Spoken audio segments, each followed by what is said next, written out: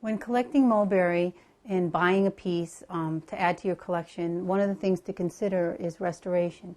These pieces can be restored. It's a lot of times cost prohibitive, so you really have to consider how much you're paying for the piece.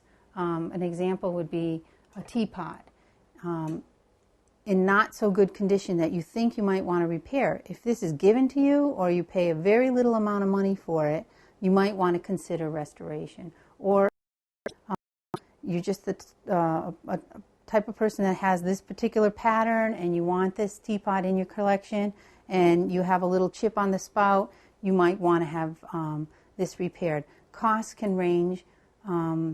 They can be very expensive to do any of these restorations. And another thing to consider too is that once you've restored a piece like this, you can't not use it. So if you buy a piece that you want to use and put tea, hot tea in it, you have to realize that once you restore this teapot, you cannot use it for eating or cooking with.